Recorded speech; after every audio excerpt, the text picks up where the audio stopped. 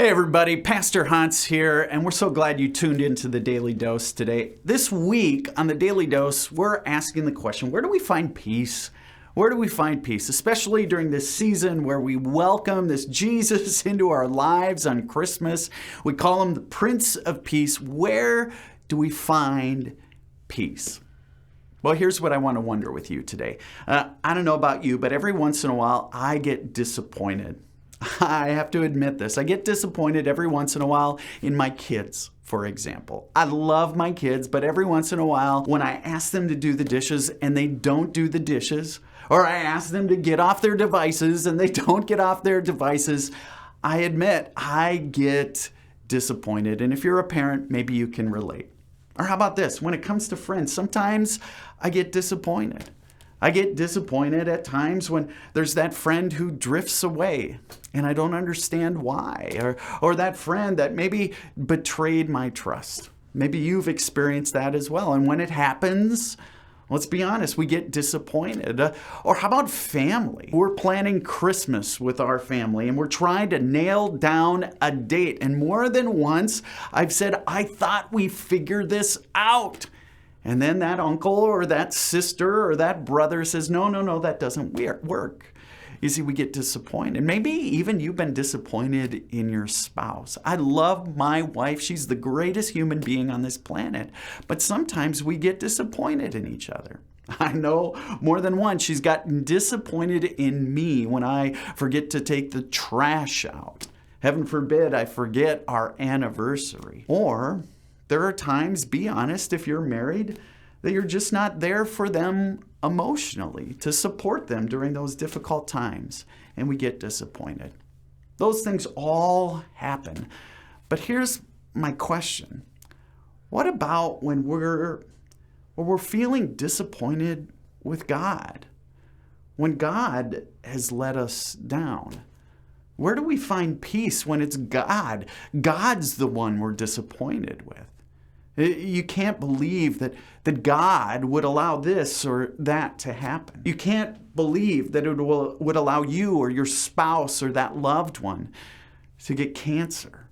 You can't believe God would allow the sort of fighting you've experienced in your family. You look at what's going on in our world and you just can't believe that God would allow COVID to happen, war to happen, racism to happen the way it does in our world. You see, here's my question for today. What do we do? Where do we find peace when God's the one we're disappointed in? Well, whatever it is that you're disappointed in God for, here's what I want you to know. Here's what I want you to know. God didn't cause it, but God can take it. Let me say it again. God didn't cause it, but God can take it.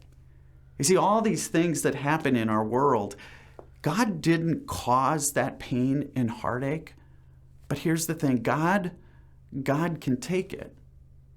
You see, God would rather hear it from you than have you stuff it. You see, maybe to get really clear, God's okay with you getting mad at God. God's not going to change God's mind about you. God is the ultimate forgiver. He's the ultimate caregiver. And so first of all, I want you to know it's okay when things get tough to go after God. It's okay to get mad at God because here's what God knows, your feelings are real. And so if God could look you in the eye when those hardships hit your life, God wants you to know, don't hold back. In fact, there's all kinds of precedents for this. In the book of Psalms, there's a whole group of Psalms that sort of are characterized by what we call a lament. They're people who were ticked at God, and they just let God have it. For example, in Psalm 22, the author of that book said these words, my God, why have you forsaken me? Why are you so far from saving me, so far from the words of my groaning? My God, I cry out by day, but you do not answer. By night, and you're silent. I don't know about you, but I've had those moments in my life where I go, God, where are you? And here's the thing I think about.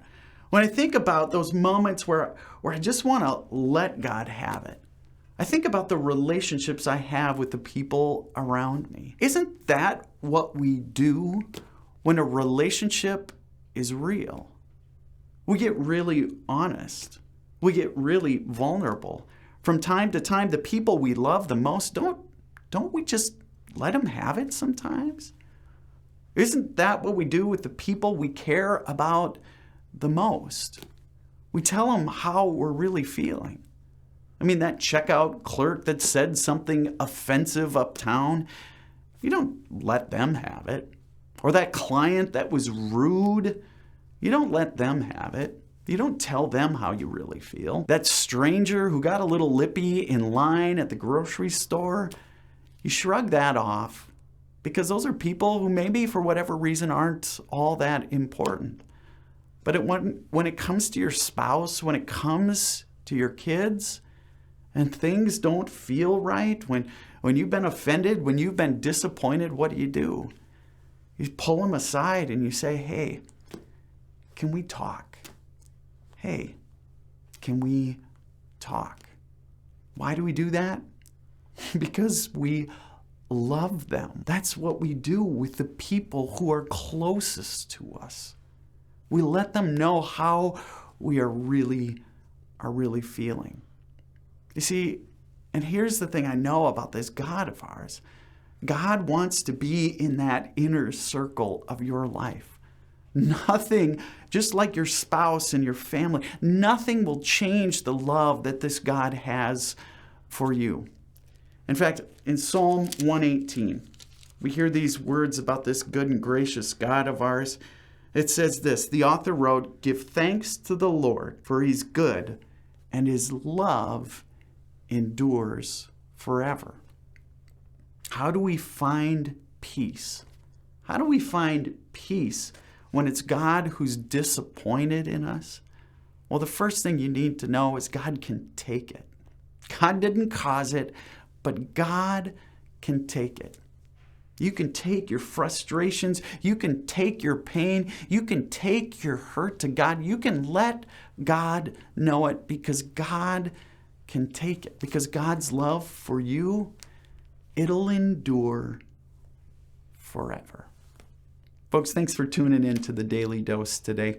If you know of a friend maybe who's been disappointed or feels disappointed in God, would you share this with them?